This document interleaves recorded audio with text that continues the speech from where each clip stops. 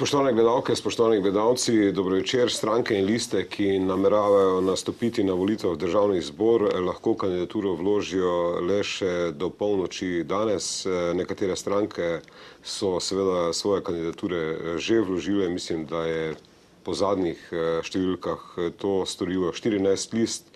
Večina, oziroma vsaj nekatere pa lahko to storijo še do polnoči. V prihodnjih dneh lahko pričakujemo torej množico predstavitev kandidatov za poslance, pa tudi volilnih programov. V zadnjih dnevih so se namreč kar vestile seje organov strank, ki so potrjevale kandidatne liste in večina jih bo vloženih, kot rečeno, jih je bila vloženih danes, nekatere pa bodo še do polnoči. Zanimivo, seveda v senci tega predvolilnega dogajanja pa je danes tudi vest, da je Višje sodišče v Ljubljani potrdilo, da je prejelo sodni spis v zadevi Patrie in da ga bo še danes poslalo na Vrhovno sodišče. Kako hitro bo to odločilo, pa je odvisno, kot pravijo, od pristojnega sodnika. Spis v zadevi Patria bo torej v četrtek na mizi vrhovnih sodnikov. Ali bo Vrhovno sodišče, ki lahko odloča oziroma o prekinitvi izvajanja zaporne kazni Janezu Janši o tem odločalo dejansko, to bomo seveda videli šele v petek, ko bi Janez Janša moral nastopiti zapor na Dobu. Zdaj seveda o tem in o celotnem predvolilnem vzdušju z nocojšnjimi gosti, gospodom Bojanom Požarjem iz Požareporta, gospodom Miranom Klinetom, profesorjem iz Fakultete za družbene vede in pa Markom Novakom, profesorjem z Evropske pravne fakultete. Pa mogoče bi, glede na to, da se vse skupaj danes odvija v senci nekaterih razkritij, po katerih naj bi v spisu manjkali nekateri dokazi, ki naj bi šli v prid obsojenim v zadevi Patria, čeprav tožilec Ferlinc pravi, da očitki Janeza Janše so neprimerni in neutemeljeni, vsi dokazi so bili v spisu, tudi tisti, ki Janše razbremenjujejo. Kaj mogoče najprej, kaj pravite na to najnovejšo polemiko kot pravnik? Ja, jaz mislim, težko komentiram, ko sem pač to novico dobil nekako iz medijev. Zdaj seveda sodišče naj bi jasno, saj po kazenskem pravu in postopku naj bi nekako popolnoma, pa čim bolj popolno ugotovilo dejansko stanje. Zdaj, kaj je bilo upoštevano, kaj ni bilo, vsej naj bi tukaj pravzaprav bil vložen, bi jaz rekel, ves trud, da se to razišče. Seveda je tukaj nekako breme, predvsem na tožilstvu, da ponudi seveda tiste dokaze, ki bodo prepričali sodišče, onkraj razumnega dvoma. Tukaj uporabljamo to pravzaprav načelo, ki je potrebno za samo obsodbo. Seveda je pa tukaj jasno nekako tožilstvo seveda popolnoma prosto, kaj bo upoštevalo, katere dokaze bo uporabilo, s tem, da doseže prepričljivost svoje obtožnice. Tako, ja. Dobro, zdaj seveda Bojan Janez Janša je danes rekel, da sicer ne spoštuje odločitve oziroma slovenskih sodišč zaradi te odločitve, ampak da bo pa vsekakor šel v petek na Dob in da spoštuje državo, da je pač razlika med obdobjem pred 25 leti in današnjim obdobjem v tem, da pač živimo v Sloveniji in da je treba državo spoštovati in zato bo šel na Dob. A misliš, da se še lahko spremeni v bistvu do petka, po tvoji oceni? Jaz ne vem, kakšen je pač ta, ko bi rekel, ta pravni scenarij na Vrhovnem sodišču, lahko vse, lahko pa ne. Po mojem možnosti približno 50 proti 50.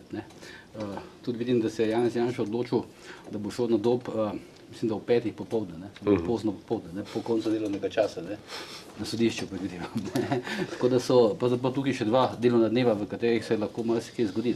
Doslej smo pač videli, da se v tej zadevi Patria vedno dogajalo z neko pogosto dinamiko. Ne. Res pa je, da so se dostikrat tudi, se niso uresničile napovedi strokovnjakov, recimo Aleš Zalar je napovedal, da bo Ustavno sodišče res je sprejelo, oziroma pač razveljavilo, pa se to recimo ni zgodilo. Ne. Tako da težko je, bom rekel tako, čisto natančno napovedati, pa za nekaj tvegati, z neko tako izrečno napoved, ampak mislim, da se lahko še kaj zgodi. Čemu je pa seveda treba videti, da pač Janez Janša zdaj precej spretno uporablja zdaj te okoliščine, glede na to, da je pač situacija, da se pač dogaja v času predvolilne kampanje. Res pa je, da on nekako ni izbiral časa, kdaj bodo sodišča odločala o tej zadevi. Ja, danes je bila v tem polemika že popoldne, v bistvu, kdo je bolj uporablja, v bistvu, oziroma... Ja, mislim, bila je polemika med novinarji, predvsem, ampak med novinarji se zdaj itak se opažam, da se marsikaj dogaja. Danes zjutraj sem odprl Ljubljanski dnevnik in preberem kolumno oziroma komentar kolega novinarja Dnevnika, pač enega novinarja Dnevnika, da ga zdaj tu ne izpostavljam, ampak poznam ga pač zelo dolg časa, pripada tako, bom rekel, mlajši generaciji novinarjev in ukvarja se z poročanjem iz sodnih dvoran za črno kroniko Dnevnika. In zdaj ta novinar, za katerega jaz ne vem točno, kakšno izobrazbo ima, lahko da mu delam krivico, ampak on je danes v svoji kolumni poučil 3 ustavne sodnike, ki so se opredelili zoper, pač, ki so dali nekako podporo, Janezu Janši pa napisali tista ločena mnenja, on jih je recimo poučeval, vse te 3 doktorje prava o tem, kako se odloča, kaj so fakti, kaj je ustavno pravo in tako dalje. Tako da med novinarji se marsikaj dogaja. Dobro, gospod Kline, kako pa vi gledate na to, mislim, pravzaprav nekterih poznate pravzaprav vse te predvolilne kampanje od leta 90 naprej oziroma 91 in se mi zdi, da je ta letošnja nekako neka specifika, v bistvu neka nervoza, bi rekel, predvsem kot posledica dejstva, da pač gre eden od liderjev političnih strank oziroma lider opozicije gre v zapor praktično na sredini volilne kampanje. To se ni zgodilo še v Sloveniji. No, se verjetno tudi kaj druge ne zgodilo. Ampak mislim, da to ni ključen dejavnik te kampanje. Tukaj mislim, da gre predvsem za to, da so vsi popolnoma nepripravljeni. To je prva zgodba. Druga zgodba je, da ker so nepripravljeni, nimajo na eni strani nobenih resursov, ne človeških, ne finančnih, ne organizacijskih. Tako da so zmenjeni in kampanje dejansko sploh ni za nikakšnih resnih planov o tem, da bi jih kaj naredili. To so 3 taki dejavnike. Potem je pa seveda še 4. dejavnik, to pa je, da so to izredne volitve, ki pravzaprav ne odločajo kaj veliko o stvarih. Gre za bolj za to, a bo kontinuiteta ali ne bo kontinuiteta. In tukaj not se pravzaprav bolj nekako lovijo. Še posebej pa pol še 5. dejavnik pride, ker tukaj not se zdaj nenadoma vmeša veliko število drugih kvazi strank, bivših gibanj, ki so zdaj na horuk naredila pravzaprav neke zametke nekih strank, ki so pa seveda zelo, zelo daleč od tega, da bi imele kakršnokoli moč in da bo igrale zgolj na idejo presenečenja. Zdaj, seveda tudi te letošnje volitve zaznamujejo te nove stranke. Se mi zdi, da se nekako, če primerjamo prejšnje volitve, se je podobna zgodba odvijala.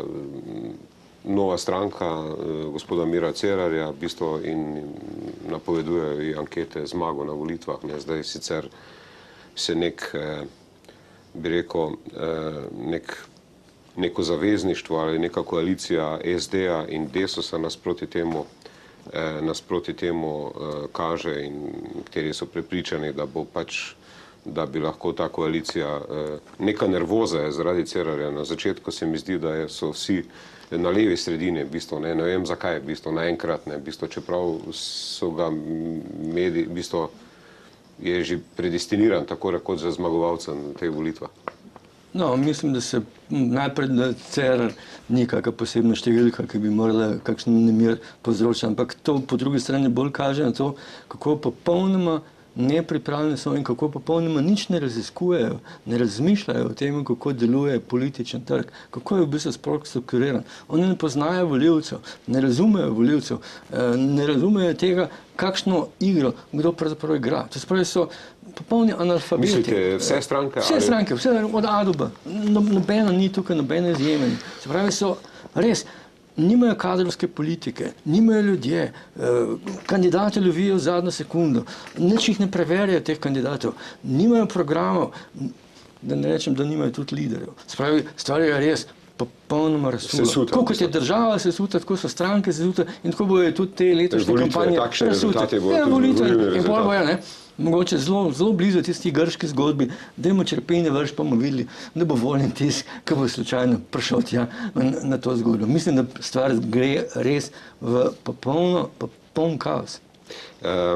Gospod Novak, kako pa vi gledate, v bistvu, prej smo govorili pač o tem sodnem procesu, ki zaznamuje nekako te volitve, kako pa vi gledate v bistvu na ta čas, kjer se bo začela pravzaprav ključna soočenja. Mi smo že globoko v volilni kampanji, pravzaprav, ne, mislim, ker mesec dni traja volilna kampanja, ne, zdaj danes je zadnji dan za vlaganje list, mislim, nekateri so uspeli teh 88 kandidatov ali pa nekaj manj, ker pač nekateri nastopajo v dveh okrajih, nekatere stranke niso niti popolnile, recimo, svoje liste z 88 kandidati, recimo državljanska lista nima 88 kandidatov. Ne.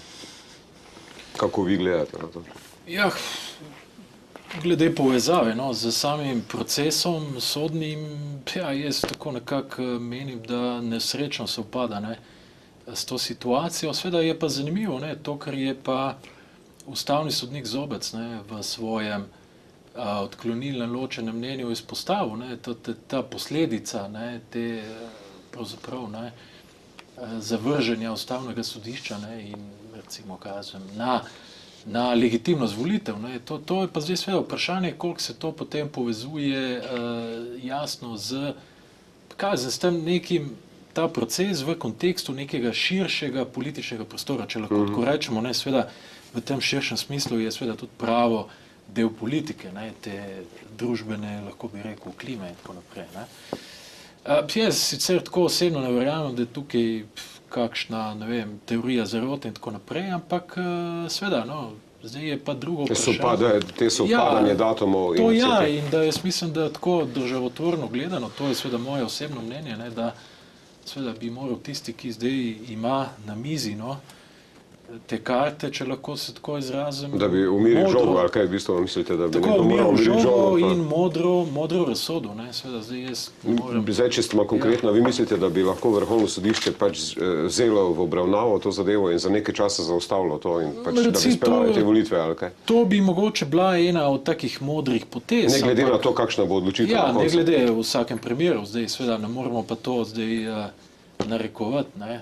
Ker v bistvu sicer nekako instrukcijski rok je 6 mesecev, ne, v bistvu ne, oziroma 3 oziroma 6 mesecev na Vrhovnem sodišču, tako da.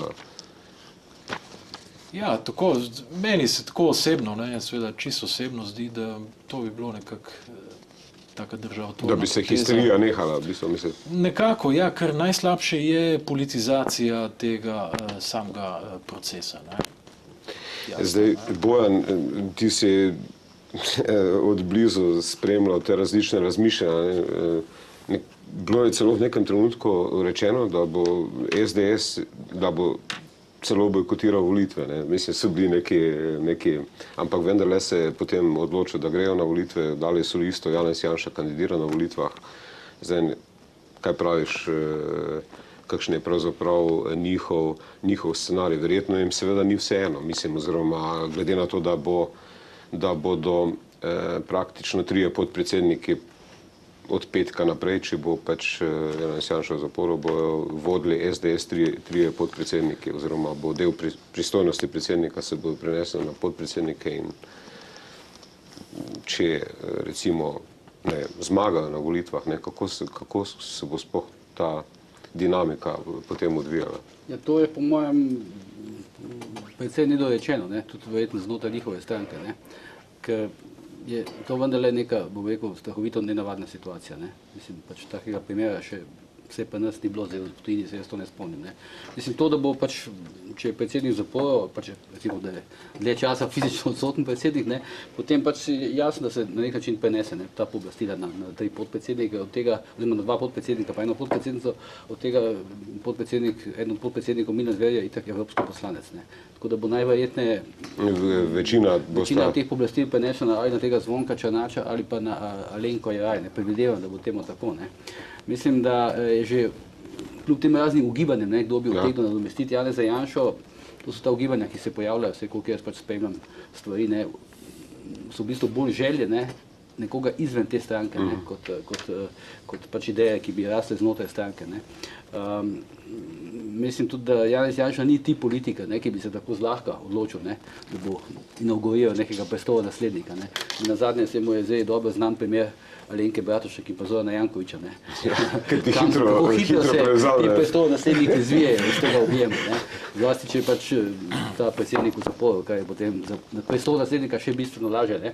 Ampak ne so tiste radikalne ideje, da bi v bistvu stranka SDS, ne, izstopila iz, ne, tega sistema parlamentarne demokracije. Da bi ne bi šla na volitve. Da ne bi šla, da bi najprej, da bi odstopili vsi poslanci, ne, zaprej, to se še takrat, kad je obstojen polnomočno Janez Janša, ne. Ampak pol očitno to je relativno hitro zamrlo. Čeprav tako, ko bi rekel, se meni, recimo potem, ko je Janez Janša pa sploh stranka odklonila recimo prihod kogarkoli, ti so soočeni, ne, prvo soočene na TV Slovenija, bodaj Tača, ne, mi je malo zdajšal potem, ne, da bi se oni umaknili iz te predvolilne kampanje, ampak očitno so vendarle tako močna pa tako velika stranka, da se jim to pa zaprav niti ne splača. Ker v bistvu ne vejo, mogoče, mislim, kakšen bo rezultat volitev. Če pa slučajno ta stranka zmaga, mislim, dobi neko relativno večino, pa bo pa stvar izjemno zapletena. Ne? Bo pa stvar izjemno zapletena. Ampak, kar sem jaz hotel reči še nekaj okoli, bom rekel, sodstva. Ne? Ja. Ne? V principu se je slovensko sodstvo znašlo v neki res, kako bi rekel, nenavadni situaciji. Ne? Po eni strani je tako globoko, zdaj hočeš nočeš vpleteno v to politiko, ne?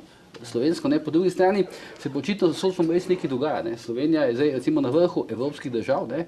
Po številu razveljavljenih odločb, razno raznih. Mislim, da je prva ali druga, ne? To je zaskrbljujoče. Ne?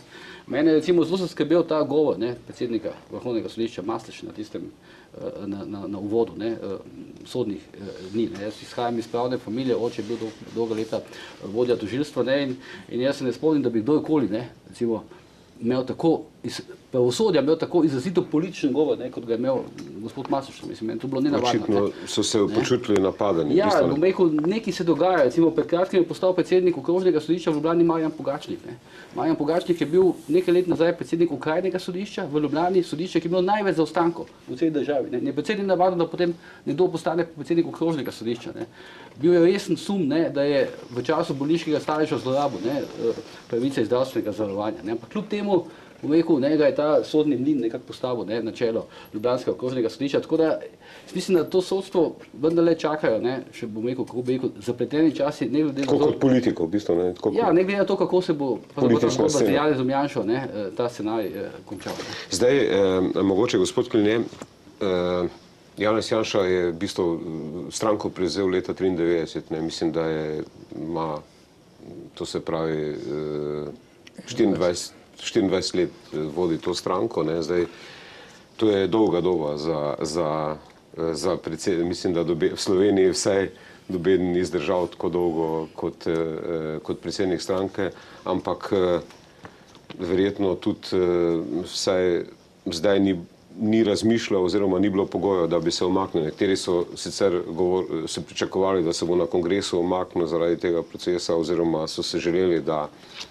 da bi se, ne, oziroma da ne bi kandidiral, da ne bi, mislim, pravne polemike so pa, ali sploh lahko kandidira ali ne sme kandidirati, oziroma ali lahko celo tako daleč gre, da ali lahko vlado vodi nekdo iz zapora, ne, v bistvu, pravite. Ne. Vse to sem jaz povedal na televiziji, enkrat ne vem več nekjer, ampak da je to celo plus za njega, za tistega, ki bi to naredil, bi bil to, jaz mislim, da takoj zmaga.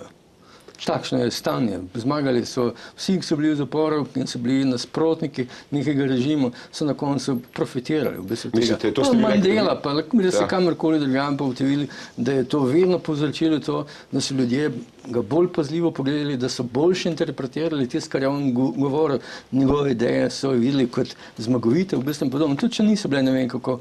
Ker je fokus koncentriran Ja, pa drugače ga interpretirajo. Ga interpretirajo skozi to drugo prizmo, čist drugače nastavijo lečo in vidijo in slišijo stvari, ki jih on niti ne izreče, ampak oni to delajo veliko zgodbo v bistvu iz tega. Ne čisto vsi, ne? Julija Timošenko je izgubila volitve v Ukrajini pred kratkim. Ja, ampak ona je bila poseben primer, ker je zelo veliko prej k sebi dejala, namesto da bi dejala v bistvu ljudem. Tisti, ki se pa v zaporu, pa praviloma zelo delijo med tem, ker nič nimajo tam in lahko vse razdelijo. Karkoli v bistvu imajo. So taki Robin Hoodi, v bistvu izpad v očeh ljudi, jaz govorim percepcijo. Nekaj je res, jaz ne govorim o tem. In to se mi zdi, da to sploh ne bi smelo biti problem. Čeprav jaz se s pravnim problemom tega nič ne ukvarjam. Jaz se ukvarjam samo o vplivu te situacije, kako jo ljudje interpretirajo in kako to vpliva lahko potem na rezultat volitev. Ampak jaz se vodo nekaj drugega reči. Se mi zdi, za to situacijo, se mi zdi tako, pa pri nas noben tega nekako noče slišati. Sem že prej veliko govoril o tem, pa navijal za neko čisto tretjo rešitev. In ta tretja rešitev je v bistvu tukaj to, kar se je zgodilo v bistvu v Italiji. Napolitano, v bistvu pa Monti, pa naš predsednik Pahor. Kaj ždi? Kaj čaka? Zakaj on ne stopi v to situacijo in naredi v bistvu nekaj tega in prekine vse te brbotanje, 13. sred poletja, ne poletje, to lahko prekine tako. Je njegova inteligenca. Napolitano je dal Montiju mandat takrat za leto. Da je Bako, ki je nasedla, ki je zašla iz smeri, da jo preusmeri in potem pridejo volitve in potem oni pelje lahko tam naprej. Nekdo, ki to veliko lažje naredi, kot pa neko združenje nekih strank, ki bo takšno in drugačno in bo vsak imel svoje ideje, kam njo naj spet zakramarijo. To je princip, kjer jaz pričakujem, da on nekdo končno naredi nekaj državotvornega, ne pa sem brbota neumnosti. Ne pa, da so se dali vsi v to situacijo odstopov in volitev. In ne mislijo ven iz škatle. To je tako tipičen problem, s katerim rečemo, da rabi razmišljanje izven škatle, izven okvirja, treba misliti. In tukaj je zdaj on tisti, ki lahko to mimogrede razreši z eno super dobro potezo, zelo koristno za Slovenijo, zelo koristno za politične stranke, da se lahko v miru potem teh 6 mesecev ko bo na ta prave volitve, ker bojo res prišli pripravljeni, ker bojo imeli denar, ker se bojo strukturirali, razčistiti svoje ideje. Ker zdaj nekateri doskrat, ko pač hodimo med politične stranke, oziroma pravijo, vse to so samo prehodne volitve, v oktobru bomo še enkrat šli na volitve. Dost ljudi govori to, da kot neka bistvo take pač, ker pač morajo biti, da se jih ni se jim očitno možno bilo izogniti. Pa računajo še, da bo pa... Pa se zato ravno pravim, da tu je neka idealna pot in menda zapisano v ustavi, tako kot je v bistvu v Italiji bilo to možno narediti. In prav situacija, v kateri smo, ta slepa ulica, v kateri smo kot država, je prav kliče po tej in to vrsti rešitev. Če vas prav razumem, vi stojite na stališču, da bi takrat, ko je pač ti odstopi, oziroma ko je Bratuškova odstopila kot premijerka, ko se je zgodil ta prelom v pozitivni Sloveniji, takrat bi v bistvu moral poiskati nekega začasnega mandatarja oziroma sestaviti neko vlado, prehodno v bistvu. Ja, pa jaz mislim, da je še danes in jutri, da je še čas. Sam mislim, da jaz mislim, da je ravno v tem šarm, da bi to angažiralo ljudi, to bi naredilo v bistvu tak krč in neko sprostitev v bistvu iz tega, ker se nahaja. In bi očitno lahko motivacijsko delovalo v bistvu na ljudi in na stranke in na voditelje, da bi končno... Ker si stranke v bistvu niso želele, mislim, niso se želele v bistvu te volitve. Sej pravim, polno teh indicov je, da bi bila lahko to ekstremno pozitivno sprejeta stvar. In hkrati mislim, da je še strateško ta prava, edina ta prava. Vse drugo so neke ekstremno slabe rešitve, ki ne vodijo nikamor. Te volitve poletje je zdaj po enih analizah, zadnjih, naj bi polovica ljudi v bistvu ne bi šlo na te volitve. Manj kot polovica. To pomeni, da bo zelo nizka volilna udeležba v bistvu na teh volitvah. Zelo nizka volilna udeležba, pa mislim, da plus, ne, da se da že približno zelo natančno predvideti, ne, kdo znotraj te nizke volilne udeležbe bo šel na volitve. Kdo ne? Katere strukture ljudi bodo šle in kateri pač ne bodo šle. Lahko, mogoče to je zanimivo, če si lahko bolj natančen tu v bistvu. Jaz mislim, da bo zelo velik odstotek volivcev bo imela SDS, ne, zanesljivo, in pa recimo stranka Desus. Ne. In predvsem tistih, ki nimajo denarja, da bi lahko šli na počitnice. In to so vsi tisti, jasno, vse to mislim, ampak tisti, ki so v bistvu tam na tej strani, ker... To zdaj nisem čisto siguren, ker tukaj jaz nikoli nisem natančno razumel recimo teh novih levih strank, recimo Solidarnosti, pa Združene levice, zakaj so bili tako ti odločno proti temu, da bi bile volitve julija, ker ravno ti njihovi volivci, ki ne bi imeli denarja, pa bili slabo situirani, tisti ostajajo doma, pa niso na počitnicah. Tako da se mi zdi iz tega vidika, bom rekel čisto logično gledam, da bo tukaj zelo velik odstotek članov SDS, volivcev SDS in zelo velik odstotek Desus. To, kar govori Erjavec, da bodo imeli najboljši rezultat v zgodovini stranke Desus, mislim, da ni tako naivna. In bo seveda pokopalo državo do konca. Če se to zgodi, kar on napoveduje, potem je Slovenija mrtva in je ni več pomoči. Nobene reforme. Ker ničesar ne bo več možno spravljati. Ne zdravstvene, ne pokojninske, ne nič drugega, se pravi Slovenija adija. Jaz bi na tej točki, zanimiva analiza, nadaljujemo na tej točki, pogledamo glase, pa nadaljujemo takoj po glasih.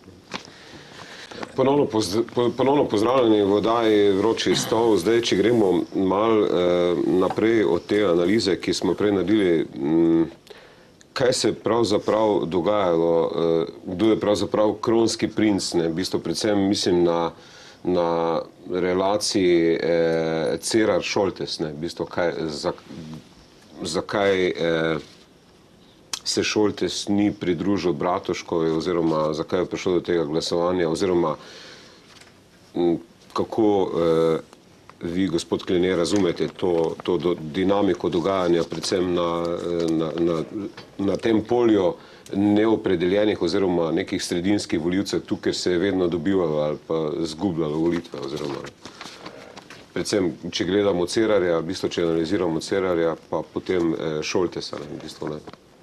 No, stvar je, da bi jaz to res razumel, ne drži seveda, ker tega ne more razumeti, ker to je tako nenavadno, tako hipno, da če bi se hvalil, da to razumem, bi bilo neolikano, po moje.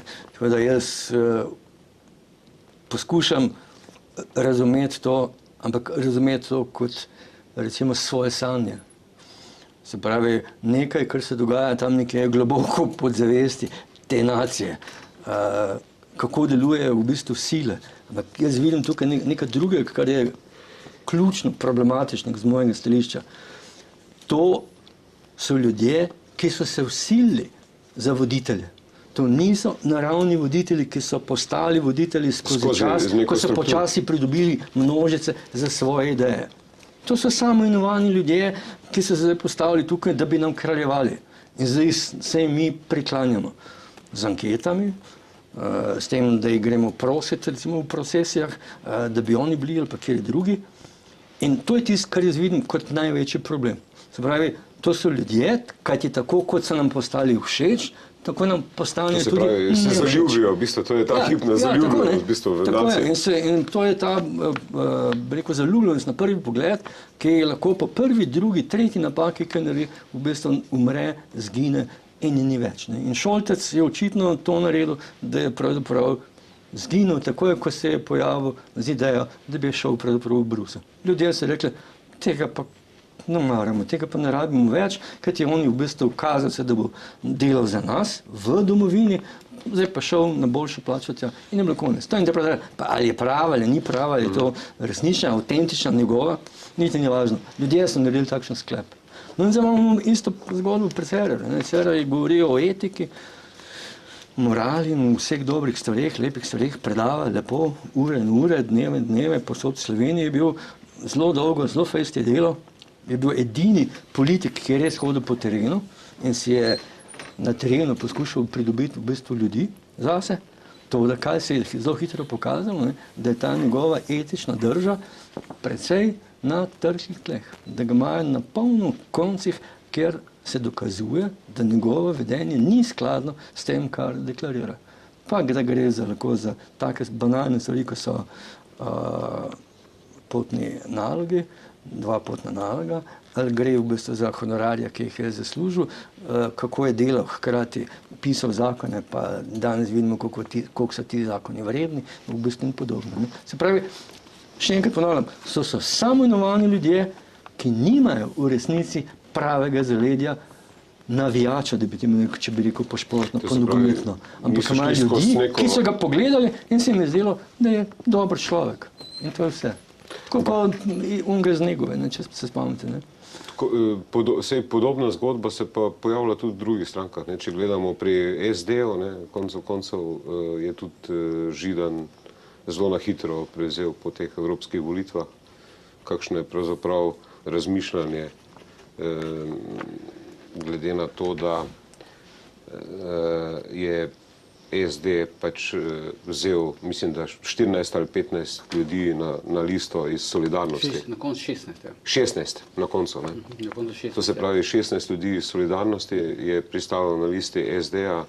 Vidimo, da so neki problemi na Primorskem, predvsem zaradi gospoda Kebra oziroma zaradi primorske centrale SD-a, pa tudi, mislim, da si ti pisal v Novi Gorici, da je bil hud fajt glede... Na več koncih je bil ta problem. Ja. Najbolj se je pač izpostavil v Kopu, zato ker je pač so tile, povedal... SD je avtonomno. Ja, tile iz opozicije SD-ovske so pač na tiskovno konferenco, pa sami to predstavili. Drugje se je to nekako, bom rekel, potlačilo. Ampak to sem hotel še reči, okoli teh... Šolte se pa... Okoli teh stvari, o katerih je prej gospod Kline razlagal. Ta zaljubljenost v te nove lidere. To se recimo zelo dobro se to vidi pri Zoranu Jankoviću. Zoran Janković, če ga zdaj poslušate na tiskovnih konferencah, pa teh televizijskih oddajah, on govori zdaj popolnoma enako, kot je govoril novembra 2011. Takrat je navdušil 28% Slovencev, zdaj navdušuje 1-2%. Mogoče govori malo manj vehementno, pa malo manj samozavestno, kot je bil takrat, ampak njegovi stavki, njegovi besednjaki, njegove te stavčne konstrukcije, te, bom rekel, to poznavanje, približno 150 besed, on skozi uporablja v pogovoru, nič več, to je popolnoma enako. In zdaj, takrat so bili dejansko, so ga ljudje zrli dobesedno zaljubljeno, zdaj pa zmigujejo, ki imajo... Zoran Janković je zmagal prejšnje volitve, v bistvu. Ja, pa če veš, kaj se lahko zgodi v roku, bom rekel, tako kratkega obdobja. To je v tujini, ker so nekako uveljavljeni neki sistemi teh parlamentarnih demokracij, pa velja nekaj let, je to praktično nemogoče. Moraš najprej znotraj stranke se dokazati, oziroma iti skozi sita znotraj stranke, liderje. Predvsem poslušajte, to je nemogoče, da bi nek Nemc, ali pa nek Anglež, volil neko stranko, ki ne bi še rekla niti ene besedice v programu in ki bi zelo sama govorila, da nima nobenega programa, da bo dala program čez 14 dni, na anketah javnega mnenja v Nemčiji bi pokazali že 30%. Čeprav pri evropskih volitvah se je to pojavilo. Ne, govorimo o teh parlamentarnih. Evropske volitve so malo drugačen problem. Zdaj, kar zadeva SD, pa mislim, da se bo tam zgodilo bistveno več, kot se je morda zdaj pač pričakovalo s to zamenjavo Lukšiča. Hočem reči, mislim, da bo SD nekako padla v nek proces, ko bo težko še kdaj preskočila 8-10% voljivcev. To je enkrat uspelo v Borutu Pahorju, da oni so izgnali iz stranke predsednika, ki je zmagal na volitvah. Takih primerov je zelo malo. Zdaj pa, koliko vidim, po zamenjavi Židana se je pričakoval blazen skok na javnomnenjskih raziskavah.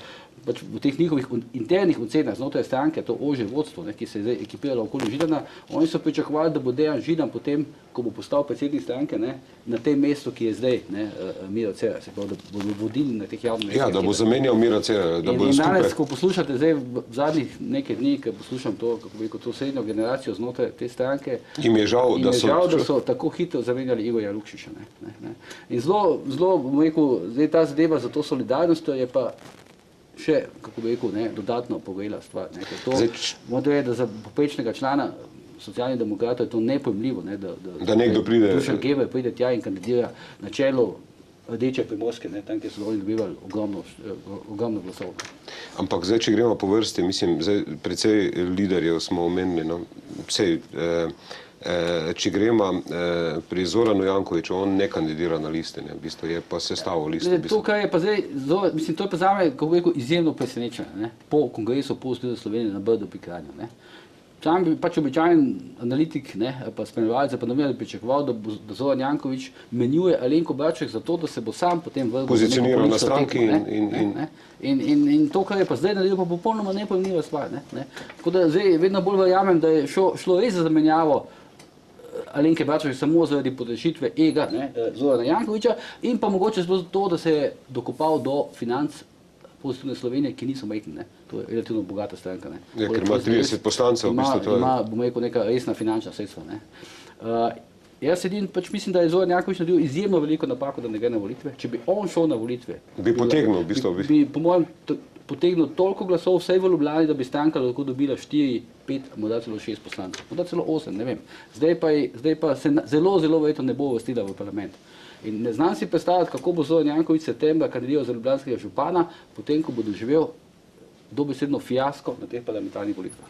Dobro, to je, zdaj, če gremo naprej... Morate tudi nekaj vedeti, ja.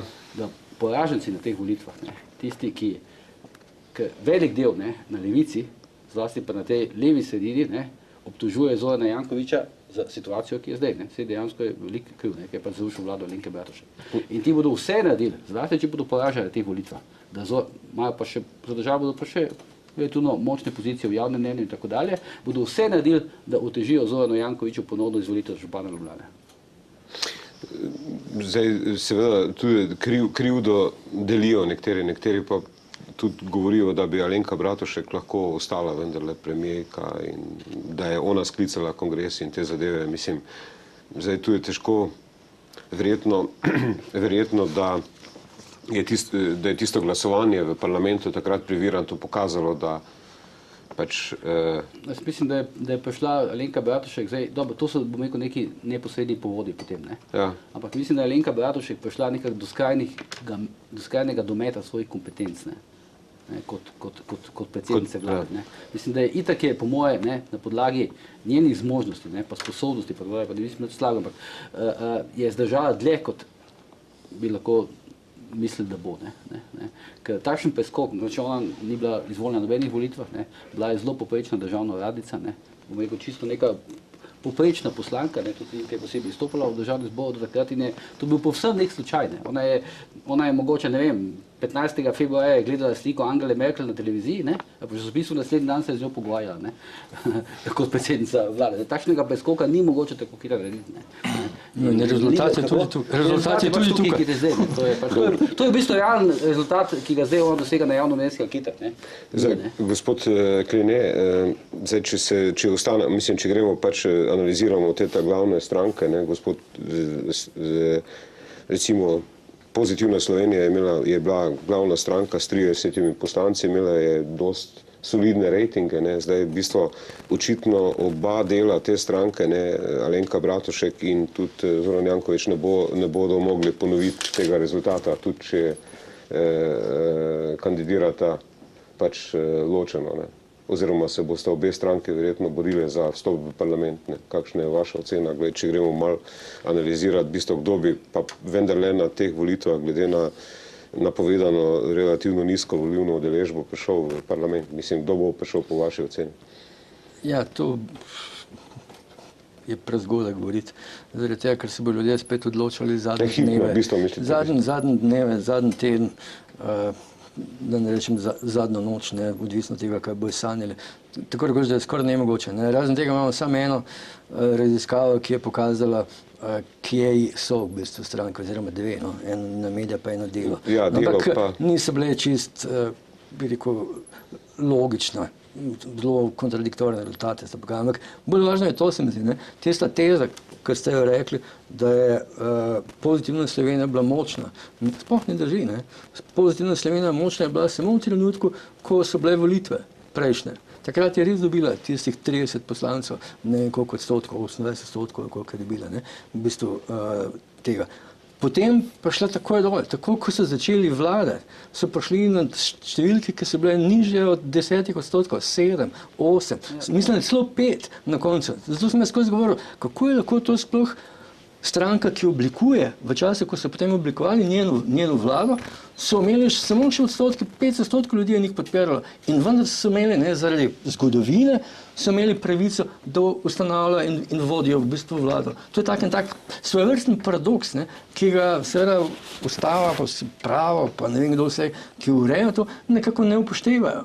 Ne, in zato je zelo narobe govoriti, da so bili oni močni. Oni so izgubili vso moč. Ampak to je tudi posledica tega, da Jankoviću pač ni bilo omogočeno oziroma da sestavi vlado takrat, ne, v bistvu, oziroma mislim, če bi prevzel on vlado, v bistvu bi verjetno se drugače te procesi odvijali. Mislim, da ne, ker on je glih takšen amater za vodenje političnih strank in vlad, kot je gospa Alenka Bratušek. On je popolnoma nekompetentno za vodenje stvari, ki zahtevajo koeksistenco, ki zahtevajo sodelovanje. On je absolutist, on zna v smer dirigirati in zahtevati, kako naj bodo stvari narejene. Tega se pa vladi, ki je koalicijska, niti približno da. Zato je še dobro, da pravzaprav ni mogel ustanoviti, ker bi bil še večji kaos, še bolj bi se zajedali v bistvu en proti drugemu. Ne? Tako da je precej zgrešeno na ta način razmišljati. V tem času je bila ves čas na prvem mestu ali SD ali pa SDS. Ja, ona dva sta se izmenjavala. V bistvu, oni sta takrat govorim posebej po anketah, ne? Ker niso čisto volitve. Ampak razmerje sil je bilo pa popolnoma že obrnjeno. Ne, in zato je treba to vse čas upoštevati. Ne gledati tisto, kar je bilo v zgodovini. Zgodovina je tukaj dinamika in je treba gledati kot dinamičen proces. Zato se jaz ne strinjam s tem. Ne. Ampak ona je tako mrtva, kot je Janković mrtev. Jaz tukaj razlagam že, ne vem, skoraj 1 leto govorim o tem. Ne. Da ona dva ne pomenita nič več. Ona dva sta adijo. Nimate več možnosti, niti povratka, niti približno. Tudi lahko dobite volitve, pa mislim nekaj volitev, da pride v parlament. Ampak to ne pomeni, da je kakršenkoli faktor v tem političnem življenju, ne, ker sta zakockala ste v bistvu tisto, kar sta imela. Ta priložnost je šla mimo in zdaj dobijo priložnost drugi. Kaj pa Gregor Virant? V teh zakockanih priložnostih zakockali so priložnost tudi socialdemokrati, pa Igor Lukšič. Če bi takrat, recimo, socialdemokrati, padla vlada Janeza Janše, ker bi bilo itak najbolj pošteno, da bi se šlo na volitve. Najbolj logično, pa najbolj legitimno, če bi zmagali in bi zdaj verjetno bi Lukšič bil predsednik vlade in bi ta vlada najverjetneje še obstala, zato ker bi pač imela tisto legitimnost, ne, iz normalnih volitev, to, kar zdaj vlada Alenke Bratušek ni imela.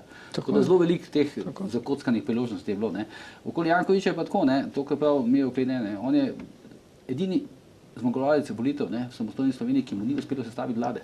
Pa je imel relativno zelo lahko situacijo, ki je porušil samo z pač svojega, kako bi rekel, načina funkcioniranja v družbi. Relativno lahko situacijo je imel za sestavo vlade. Podporo medijev, ne, naklonjenost velike večine. Ampak če bi šli v globljo analizo, ne, v bistvu vse po teh nekaterih pogovorih, ki sem jih jaz imel, oni so prepričani, da on ni mogel sestaviti vlade zaradi v bistvu tudi vplivov zunanjih sil Američanov in da so tudi potrebovali protikorupcijske komisiji. Temu se reče teorija atribucije. Ljudje zdaj pripisujejo vse možno, vsem možnim stvarem, kot da za nazaj je to lahko biti pametno. Zelo pogosto je slišati v tem Jankovićevem delu Pozitivne Slovenije teorijo, da recimo proti KPK je v bistvu poročilo KPK. Da je on kolateralna škoda v bistvu Janeza Janše. Da stojijo tuje obveščevalne službe. Ampak da je bil cilj, oni so prepričani, da je bil cilj Janez Janša, Zoran Janković pa kolateralna škoda. Zanimiva teorija, ki jo pripovedujejo, oziroma kako to argumentirajo. Pravijo, da si nihče, še najmanj pa Goran Klemenčič, ne bi upal iti za takšnim poročilom ven, če tukaj ne bi imel podporo ameriških obveščevalnih služb, ki naj bi potem tudi varovale, ampak tu bi se to fizično varovale Gregorja Viranta, v času tistega prenosa oblasti. To je pač teorija, ki jo slišati. Kaj pa usoda Gregorja Viranta? Mislim, ki sploh ne nastopa, ministra nastopa na listi. Predavanja in dobre pogodbe po deželah bivše Jugoslavije. To, kar je delal, on je tudi mrtev, on je politični mrtvak. On lahko dela marsikaj drugega, ampak politik ne more več biti, ker ljudje mu ne more več dati nobenega pravega v bistvu zaupanja. To je tako v politiki. V politiki ni takih vrnitev, kot je lahko v bistvu marsikje druge. Mogoče se kdo celo gre, pa se drugič poroči v bistvu z isto ženo, ampak to je tako ekstremno redka stvar, kot je bi bilo pravzaprav to, da bi Virom dodali v bistvu še eno možnost. No, Richardu Nixonu je uspela vrnitev, ne? Ja, ok. Richardu Nixonu je uspela. Res pa je, da potem mogel spet odstopiti. Ampak mislim, da je pa pri Viram, to je pa res fascinantno to, ne, s kakšnim kapitalom, ne, političnim je on razpolagal, ne. November, recimo 2015, večino, v nekem momentu je bil to večino, kako bil zmagovalec in kako je potem prvič drastično padel do 10% in zdaj na 0,1. Takih primerov pa verjetno tudi v Evropi, ne? V zahodnej Evropi povem izjemno, jaz ne poznam. No, ampak to je samo dokaz, ne, kako je nestrukturiran trg, kako so nestrukturirane politične stranke in kako je nestrukturiran potem tudi vodstvo teh strank in kako ni nobene politike v tem, strategije, mislite, ozadja. Ne, kdo kaj dela, kdo je res voditelj tega in kdo je sposoben, kdo ima kako idejo, kdo zna prepričati druge, da mu sledijo. A ima kdo od teh voditeljev, o katerih smo do zdaj govorili, kakršnokoli kompetenco na tem področju, da bi znal prepričevati tiste, s katerimi dela koalicijo, da bi se skupaj dogovorili o skupnih ciljih, kateri bo sledile, ne da bi jim ga izsiljevali naslednjo sekundo, to, kar dela Erjavec. Zato za Erjavca ne sme noben vzeti koalicijo, ker to ni koalicija, to je pa seštevek, ne pa koalicija. Koalicija je, da se on odpove, ne vem, 3/10 nečemu, ki je potem skupaj imenovalec 2, 3 ali pa 5 strank v koaliciji. Lahko se zgodi, ne, v bistvu, recimo, da bo pač, ne vemo, rekli ste, težko špekuliramo, kako se bo zadnjo noč odločali volivci oziroma kako bodo sanjali, ko ste rekli. Ampak vendarle se Erjavec je relativno dobro pozicijo izboril, ne? Verjetno, da bo dobil več kot SD in bo v bistvu potem ponudba, bo mandatar oziroma te bi rekel, predvolilne koalicije. Ne? No, tako zgleda v tem trenutku. Jaz sem že prej rekel, da slej ko prej se bo začeli dogajati politični prevzemi. In takrat boste bili rezultati precej drugačni. Prevzemi strank, v bistvu? Ja, seveda. Ena druga stranka bo prevzela v bistvu to stranko. Ena druga grupacija bo okupirala njegovo stranko in on bo na nam začel govoriti drugače. So ti videli, ker ne more biti drugače. Ker drugače je to potop. Če on zmaga, je to potop. Potop Slovenije zavedno. Zaradi stališča okrog pokojnin? Zaradi tega, če zmaga Erjavec, je konec vsega. Zaradi tega, ker je konec dinamičnega razvoja. Preobrata, ki ga Slovenija potrebuje. Slovenija ne more preživeti brez preobrata. Oni pa največja cokla vsakega preobrata. Ampak vsakega. Ampak zdaj vezal na sebe tudi, zdaj vprašanje, kdo je koga vezal, no, ampak navezal je SD, ki je veljala nekako za zmagovalko volitev, ne, v bistvu, ne, oziroma vsaj do nedavnega po teh anketah javnega mnenja. Ne, zdaj, v zadnjem času ne. Jaz mislim, da je to en način njegove okupacije. Ne obratno. To je okupacija v 24 slikah. Mislite njegova ali proti njemu? Proti njemu. Proti njemu. Ja, seveda. Če gremo še malo, mogoče gospod Novak, glede na to, da ne bomo sam s pravnimi zadevami, mogoče pa verjetno poznate pa dogajanje na desno od sredine Slovenska ljudska stranka, Nova Slovenija, zdaj po tem nastopu, bi rekel, na evropskih volitvah, kjer je bilo neke slabe volje, predvsem zaradi tega, ker pač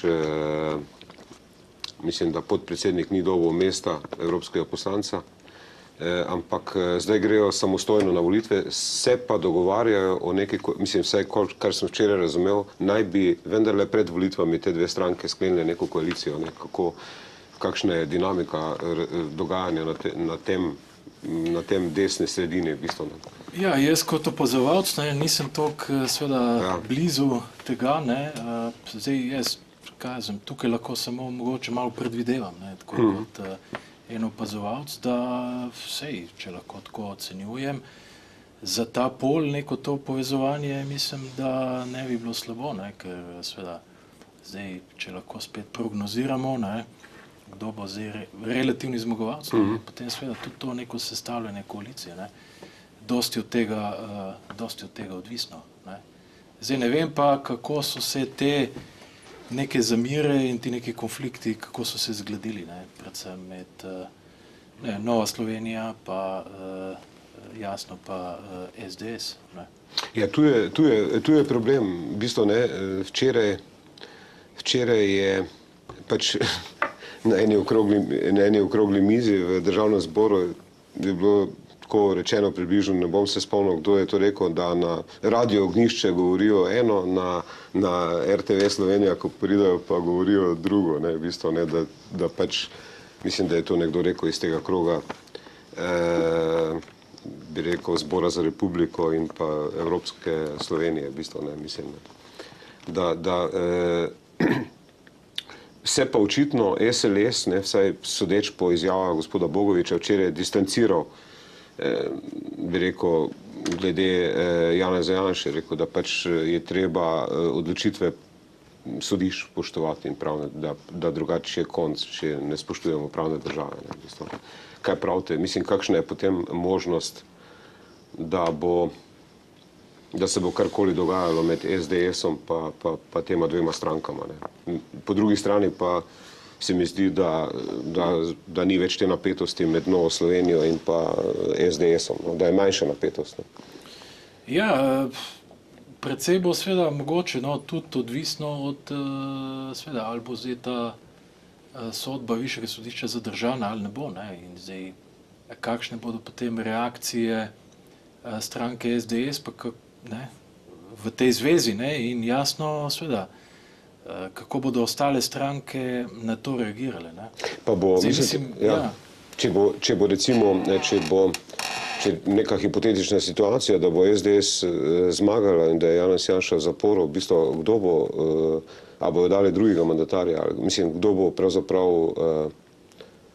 bo pravzaprav kandidat za sestavo vlade, no, oziroma gospod Klinek, če ta del analiziramo, v bistvu, ker smo prej malo drugi.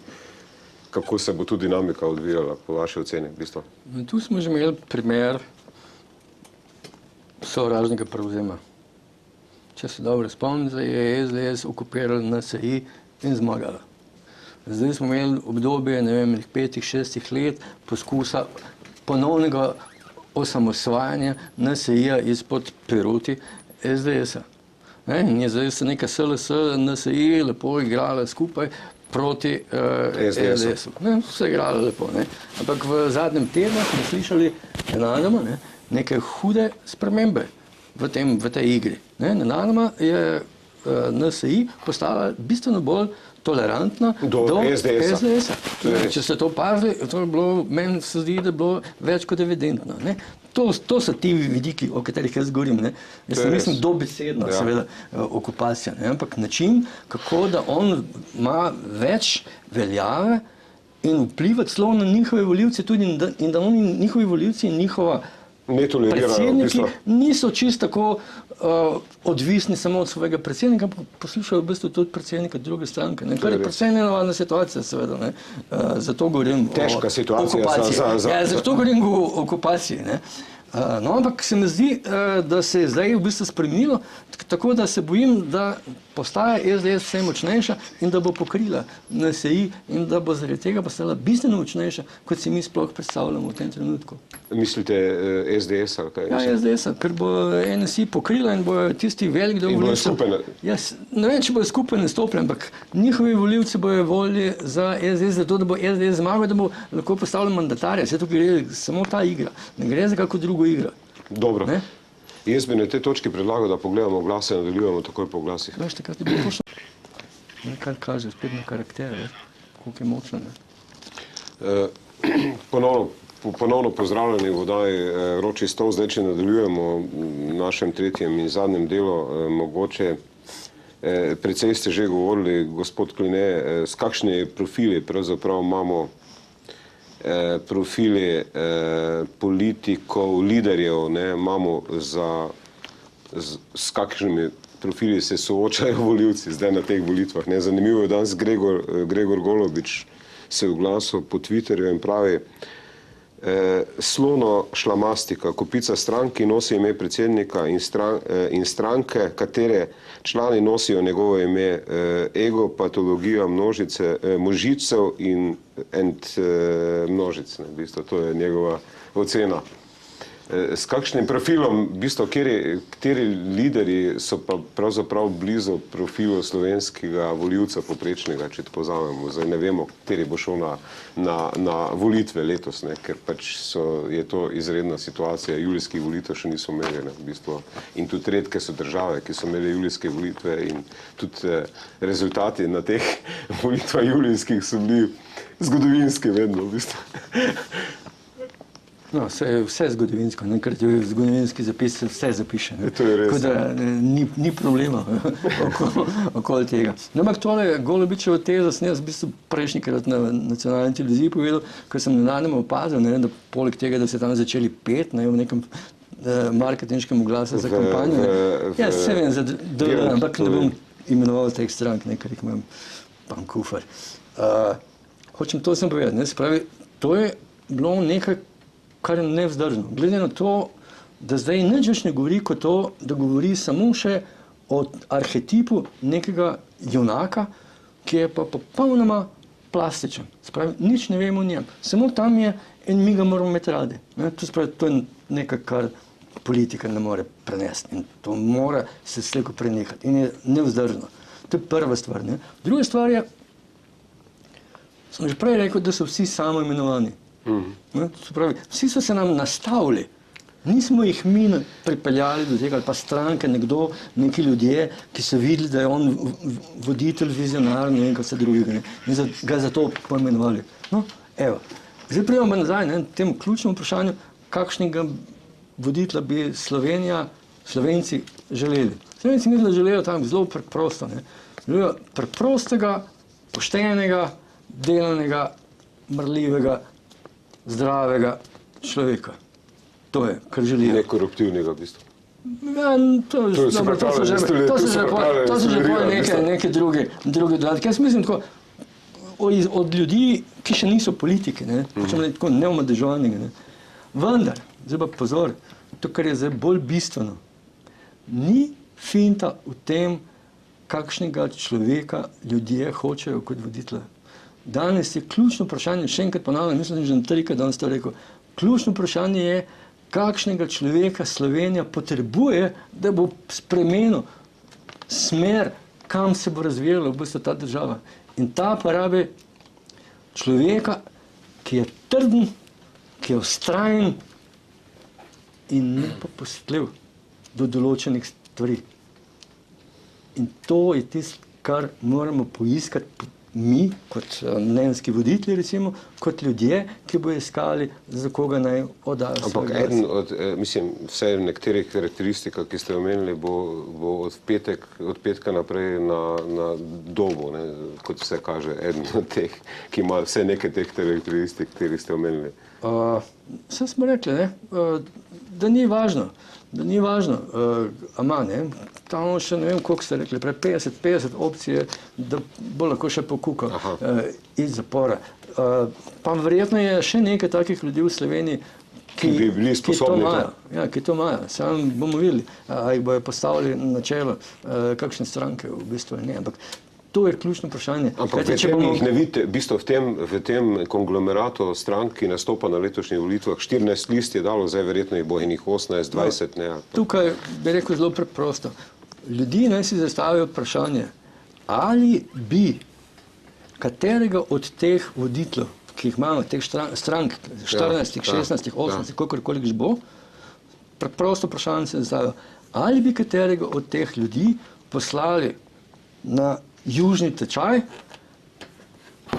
ekspedicijo 10 ljudi za eno leto in naj jo uspešno pripelje nazaj in prenesejo papire, da so odkrili tam, ne vem, plin, nafto, diamante, ne vem karkoli. In pomagajo v bistvu Sloveniji. A imamo takšnega junaka, tako vztrajnega, tako prepričljivega, da bo znal prepričati tiste svoje člane posadke, da bodo sodelovali in da bodo uspešno prišli nazaj kot ekipa, ne kot 10 posameznikov. To je jedro vprašanja, s katerim se Slovenija sooča. Bojan, zdaj, kaj misliš, da bo na teh v letošnji kampanji, ki je sicer konstantna, ne, in že teče, začela se bojo soočenja, tudi na naši televiziji bomo imeli 6 soočenj, ampak kaj misliš, da bojo pravzaprav ta soočenja pomembno vplivala na zadeve, ali sploh lahko pričakujemo, da bo to zelo programska soočenja, oziroma da si lahko stranke, ki imajo sploh programe, oziroma ki jih pišejo zdaj, nekateri jih še pripravljajo, da bojo ti programi sploh ključni v teh soočenjih, ker časa je malo, da bi videli nekatere programe. Programi po mojem ne, zato ker bolj ali manj vsi govorijo, približno enako, pa delovna mesta, Ja, delovna mesta. Na svetu in tako dalje, delovna mesta, ja. In investicije. Jaz mislim, da bo zdaj kakšne posebne strašne predvolilne kampanje ne bo. Televizija bo po mojem odigrala pomembno vlogo v tej prvi fazi. Zdaj bodo ljudje malo zadovednostjo pogledali te prve nastope, ta prva soočanja in tako dalje, potem pa si bodo ustvarjali neko mnenje, potem pa bodo to... Zanimanje padlo. Ja, zanimanje upadlo, pa bodo to gledali. To bodo gledali, po mojem, samo še ti najbolj zainteresirani. Zdaj, ostali mediji ne bodo tukaj odigrali vlogo, po mojem, pri odkrivanju kakšnih afer. Afer povezanih recimo s temi prvaki strank, pa z kakšnimi tako bolj eksponiranimi kandidati na posameznih listah. Tako se bo približno medijsko tole, po mojem, porazdelili. Drugače pa se mi zdi, da bi rekel, da je velika večina ljudi si ustvarila že neko določeno mnenje. In bistveno ne bo spreminjala v teh... Jaz mislim, da ne. Zdaj odstotek gor, odstotek dol. Mene predvsem recimo me zanima, kako bo na volivce vplival ta Janšov odhod, ali pa ne odhod v zapor, ali bo to, bom rekel, dalo nek nov moment tej predvolilni kampanji. Predvsem me pa zanima, koliko recimo lahko taka situacija vpliva na te tako neopredeljene volivce. To je tiste, recimo, ki je Janša takrat, mislim, da leta 2004 dobil, ker je drugače. Ko je zmagal na volitvah. Koliko recimo zdaj to dejansko, bom rekel, samo, ko bi rekel, utrjuje njegovo to pač to trdno volilno bazo, in koliko lahko recimo zdaj s temi, bom rekel, s temi pomisleki zoper odločitev sodišč, recimo pritegne še kakšne neutralne volivce. Ampak kaj mene recimo pa fascinira, predvsem zdaj, ko govorimo, recimo, pač, ker sem omenil medije, je to, kako mediji v Sloveniji ne pokažejo prav nobene ambicije, da bi recimo kaj izvedlo v kakšnem kandidatu, v kakšnem novem obrazu, ni česa. Recimo v Združenih državah Amerike, Brskajo ne samo po preteklosti, ampak po starih starših. Tisti, ki kandidirajo za predsednika, dajo njihovega predsedniškega kandidata preverjati na vse možne načine, samo da mediji ne bi kaj izbrskali. Inače pa nič. Se ne ve, kolikrat je bil Miro Cerar poročen, vedo samo recimo nekateri. Medije to čisto nič ne zanima. In pol se ne rabo nič čuditi, da tudi ljudi potem ne zanima. Da pač ljudi vidijo nekaj človekov, pač to, kar vidijo. Imajo popolnoma včasih drugačne predstave dejansko, kdo ti ljudje pravzaprav so. Mogoče bi gospod Novak se ravno ta vprašanja, ki jih je Bojan postavil zdaj. Ob tem to bi še rekel, da pa seveda mediji množično uporabljajo neko finto, neko dejansko finto, ki je pa eksplicitno samo slovenska. To je, da ne bodo posegali v zasebnost. Skratka, mi ne smemo nič vedeti o politiku, ki bo potem tudi odločil o naši zasebnosti. Ker politiki o tem odločajo. Ampak to je samo neka fantastična slovenska specifika. Gospod Kline se smeji, to v bistvu, mislim, zasebnost politikov oziroma liderjev ali kandidatov, v bistvu, a je to še vedno pri Slovencih v bistvu tabu tema ali... Ne vem, mislim, da Slovence blazno zanimajo v bistvu, da reče, da rumenega tiska ne bi bilo in rumen tisk se bere, naklade so visoke. To, kar je Bojan rekel, da novinari, mediji nočejo se s tem v bistvu ukvarjati, ti deli, ki pokrivajo politiko in politične kampanje. To, kar je absurdno. Potem pa, ko so pa enkrat tam na nekih pozicijah, pa ga začnejo počasi skrivati. Ne vem, če jih sesuje, ampak odkrivajo takšne in drugačne njihove slabosti, prednosti, ne vem še kaj drugega, ne vabijo jih na take pa drugačne šove. Oni pridejo, se pokaže. Kar je narobe, seveda tega moraš dobiti tukaj, predno kandidirati, to, kar sem že rekel, kajti to bi v principu bil naloga tudi kadrovske politike. Znotraj strank, v bistvu. Ja, znotraj strank, seveda, da ga raziščajo in ugotovijo, kje so njegove močne in šibke točke. V bistvu, ja, seveda, da jih znajo tudi kakšne proti informacije pripraviti v bistvu na soočenju in podobno. Ne. Spravi, to je jedro tega. Ljudje zagotovo hočejo poznati človeka, ker zdaj ga poznajo samo potem, kot je bilo rečeno, kar vidijo. Ampak ni všeč, kar je odzadaj, za tem, kaj se skriva. To se pravi, se da voljivce, da se prevarati, ali kako če bi tako rekel? Ne bom rekel, no, da ne bo preveč spet da so vse same zarote. Ne vem, če gre, ampak vsaj, če ne drugega gre, da gre za napačno strategijo prepričevanja. Ne, da je prepričevanje velikokrat dobro, mi imamo celo v teoriji zelo jasno napisano, da je zelo dobro, da mi pokažemo človeka in povemo o njem pozitivne in negativne strani. Da damo two-sided arguments.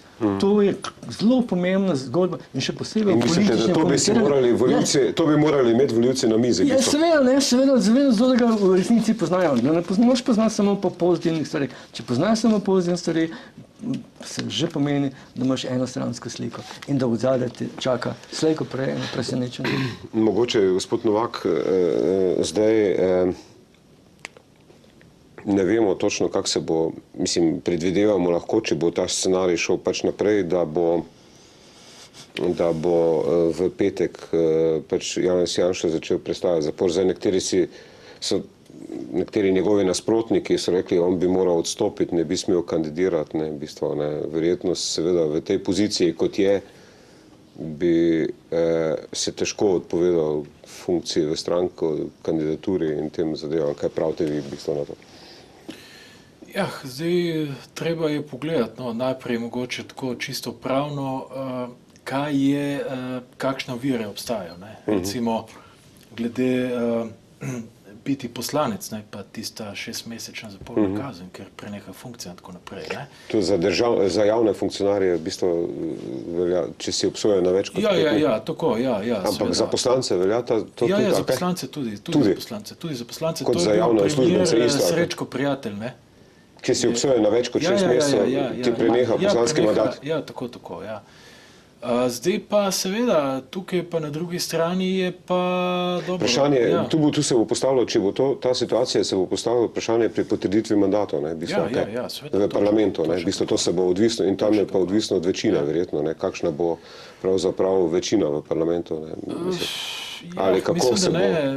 Da ne, čisto tako, da to je pravzaprav, zdaj jaz točno te dikcije zakona na pamet težko poznam, ampak jaz mislim, če je tukaj pa kakšna ex lege varianta, ne, potem preprosto se to samo ugotovi, ne, ni neke stvari. Da je bil izvoljen nekdo, v bistvu, da ne more se... Ja, ki ima, ne, to, mislim, sam jasno, zdaj bi jaz moral to videti čisto razmišljano o tem, ne, to je seveda neka ovira, zdaj, formalno pravno, zdaj vsebinsko pa seveda, ne, zdaj, če je to neka taka sodba, nad katero visi, ne, bi Damoklejev meč neke nelegitimnosti, ne, zdaj mi moramo vedeti, da je tukaj precejšen velik delež tudi pravnih strokovnjakov, ne, tudi kazensko pravnih še posebej, ne, izrazilo mogoče celo ustavno pravnih, ne, neke dvome v takšno sodbo, seveda je za razumeti to odločitev tako samega bivšega premierja kot tudi stranke, ne.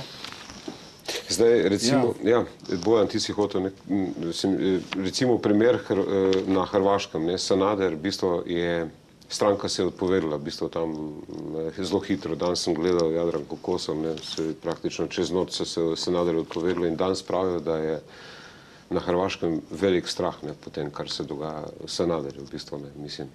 Berlusconi recimo je pač še vedno vodi, v bistvu je potegnil svoje ljudi ven in vodi stranko.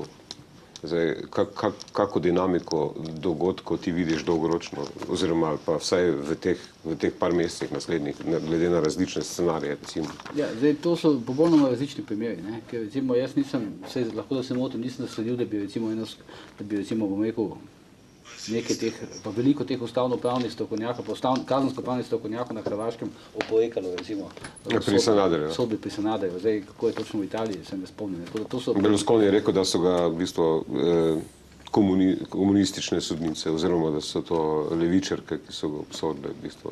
Ja, se pravim, tako da to zdaj v tem pravnem smislu treba pač te primere ločevati, ne, predvsem je pa to odvisno od konstelacije pa strukture posamezne moči, politične, v bistvu, posamezne politične stranke, ne, tako da tu v bistvu ni...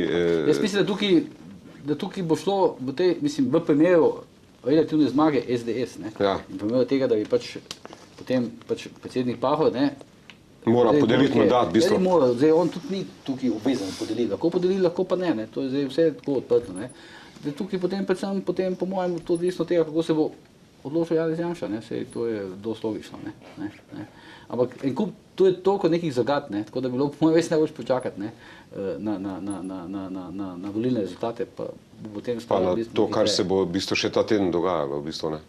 Ne vemo to, mislim, ni še čisto jasno, kako se bo... Jaz pač predvidevam, da če bi recimo SDS zmagala, ne, bo recimo predsednik države, Pahor, ne, koga pač poznam zelo, da je sočil roko podelil mandat nekomu, ki je v zaporu, ne, za sestavo vlade. Nekateri pač špekulirajo, da bo pomilostil Janeza Janša, v bistvu to tudi spet To pomeni, špekulacija.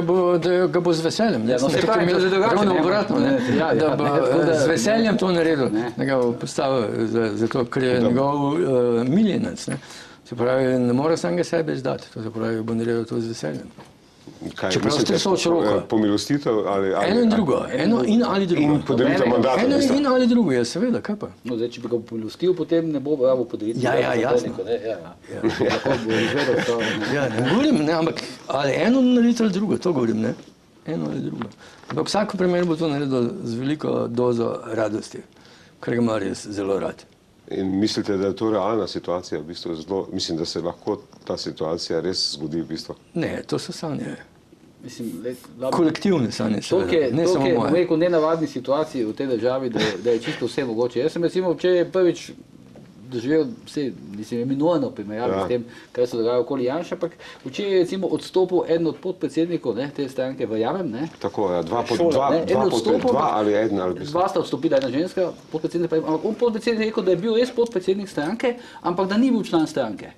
Ne, formalno, ne. Tako da mislim, če je to možno, ne, v parlamentarni demokraciji, da si ti podpredsednik stranke in hkrati nisi član stranke, ne, potem takem primeru, da je res vse možno. Ampak recimo zdaj, ko si že omenil Šoltesa, ne, a je v bistvu v tem, kot sem rekel prej, kdo je kronski princ, a je v bistvu Šoltes v tej rundi ni na vrsti, ali je Šoltes zdaj konzumiral s tem evropskimi volitvami in bo v neki drugi zgodbi, ali mislim, ker tu je težko to dinamiko, ali se gre ustanoviti stranko ali ne, ali bo lista je nastopila na evropskih volitvah in zdaj očitno so pač vložili listo, oziroma verjetno so že vložili zdaj. Ja, gledati, to so že pričarala slavna imena iz sveta politike, ne. Ja. Recimo, ne vem, če ste gledali, ne, predstavljali so recimo, da bo pri njih kandidiral v Celju Zoran Thaler, ne, ampak to ne ta Zoran Thaler, ki je Ampak modni... Ampak propadli modni oblikovalec, potem kandidirala bo, mislim, na Gorenskem, tale Alja Virant, ne, oblikovalka čevljev, ne, ki ima tudi, ko sem preveril, te njen SP, ne, vse račune že dlje časa blokirane. Tako da, ne vem, mislim, če je to čisto resna zgodba. No. Zdaj pa okoli Šoltesa pa mislim, da so možni vsi scenariji. Od tega, da gre, ko se temu reče, ne, na študijski dopust, ne, v Bruselj, ne, ki se bo pripravljal za prihodne volitve tukaj, ne, do tega, Mislim, da njemu nekako ni bilo... do tega, da ti študentje, ne, ki so mu prevzeli stranko, dejansko pripravijo nekaj vedo več o njemu, kot vemo mi, ne, in ga s tem na nek način izsiljujejo. Tako da tu je vse, bom rekel, cela paleta je možna. Ne. Mislim, nekako se mi je zdelo, gospod premijer, da mu ni do tega, da bi šel se ta parlamentarne volitve in fajt zdaj, oziroma že od vsega začetka kolebo, ali kaj v bistvu. Šolteso. Ali se motim? Jaz mislim, da je bilo ravno obratno. Da mu ni bilo do konca za evropske, da mu je vse čas šlo v bistvu za te volitve. Ja, seveda, samo da je vmes prišel, kot sem rekel, prevzem, ker smo svetovali, da naj naredi to tako in da bo njegov čas še prišel. Da se ni čisto samostojno odločil. Če bi sam izbral, bi izbral opcijo. Zagotovo ne, ker se ni mogel čez noč premisliti. Ker je to nemogoče. In to ni v naturi, v prirodi človeka, da bi se tako na hitro o tako velikih stvareh, tako pomembnih stvareh, o katerih toliko noči premisliš, presanjaš, napišeš, zapišeš, da bi se kar tako premislil. To ne more. Očitno pa zdaj levi sredini nekako ni uspelo, bi rekel, združiti teh strank oziroma zavezništev narediti, ne, v bistvu, če gledamo Šoltesa in pa Bratuškovo, ne, v bistvu zadnji trenutek, ste se že zmenila za zavezništvo, pa potem glasovanje in en glas proti. Očitno ni to nekako to združevanje sil, ne, razen če gledamo SD pa Desus, pa potem recimo solidarnosti pri SD-ju, ampak ne vem, kje jim je sploh uspelo združiti še moči. Mislim, da nekateri LDS nastopa pravzaprav vseh strankah malo, ne, v bistvu, ne, mislim. Ta združena levica oziroma nova levica tudi se ni priključila potem nikomu, ne, v bistvu, ne, mislim, dost glasov bo šlo, tako rekoč, v bistvu bo pri tistih strankah bo šlo v nič, ne, če tako rečemo, ne, v bistvu vsaj na tem polju, ker ne bojo prišli v parlament, mislim. Ja, ni nujno. Še enkrat ponavljam, spomnite se SDS pa NSI.